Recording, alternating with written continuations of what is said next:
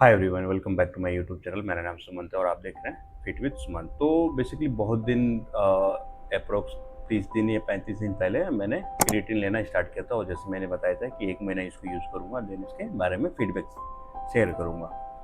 तो क्रिएटिन में कंटिन्यू 3 ग्राम after workout ले रहा था। लास्ट मतलब 30-35 दिन हो गए। अब कहने का मतलब, अगर आप बहुत ज़्यादा ट्रैकिंग पे हो अपने वर्कआउट को लेके, अपने डाइट को लेके, तो आपको जो इम्पैक्ट मिलेगा, मतलब मेरे को जो उसका रिजल्ट मिला वो मैं बताऊंगा। हालांकि मैं इतना ज़्यादा ट्रैकिंग नहीं करता हूँ खाने को लेकर, अपने डाइट को लेके, बट हाँ, ओवरऑल मेरा डाइट ठीक रहता है। मेरा प्रोटीन इनटेक अपने बॉडी वेट के, अपने गोल के अकॉर्डिंग सही है।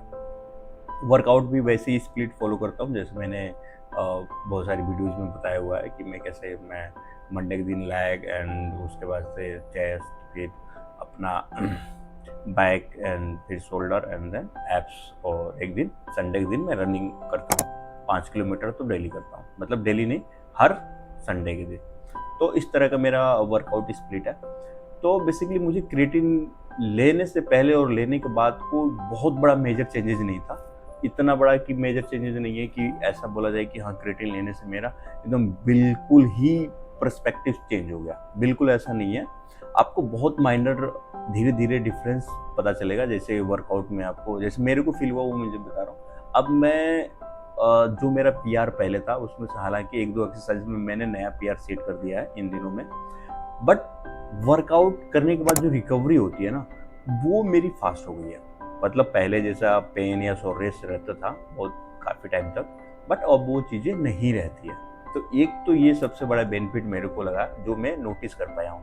दूसरी, मेरी स्ट्रेंथ में थोड़ी बहुत इम्प्रूवमेंट हुई है।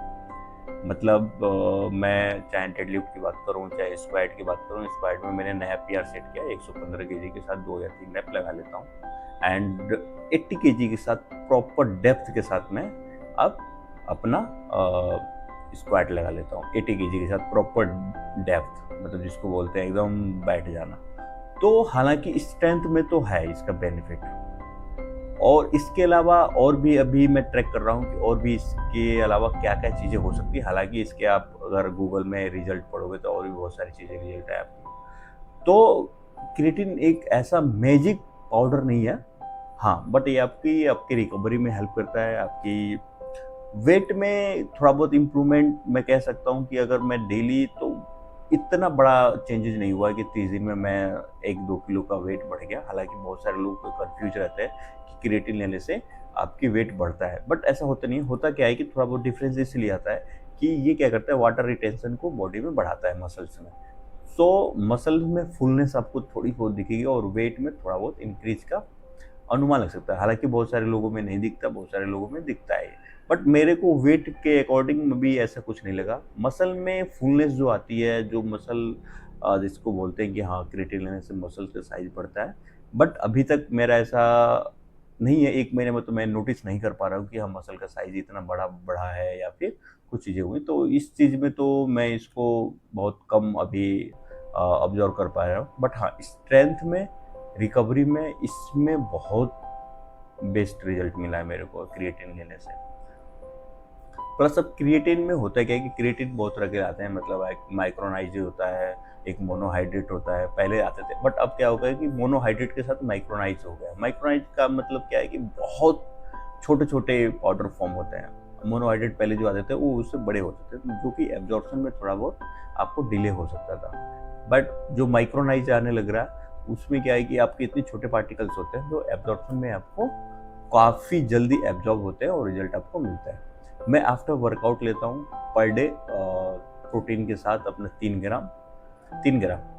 बहुत सारे लोग कहते हैं कि 5 ग्राम ले लो, बट अगर आप, मैं स्टार्टिंग किया तो मैंने कहा नहीं, मेरे को इतना ज़्यादा रिस्क नहीं लेना है। अगर, क्योंकि क्या होता है कि बॉडी पे अगर आप किसी भी चीज़ को, कोई नया चीज़ डाल रहे हो, तो उसका रिस्पॉन्स चेक करना बहुत ज़रूरी है। अगर वो आपको रिस्पॉन्स अच्छा दे रहा है, देन आप जा सकते हो ठीक ठाक। अगर वो स्टार्टिंग में ही आपका रिस्पॉन्स नहीं दे पा रहा है या फिर कोई गलत रिस्पॉन्स आ गया, तो आप उसको बिल्कुल बंद कर दो, या फिर ये ब्रांड चेंज कर दो, या फिर कुछ और देख लो कि क्या क्यों हो रहा है ऐसा।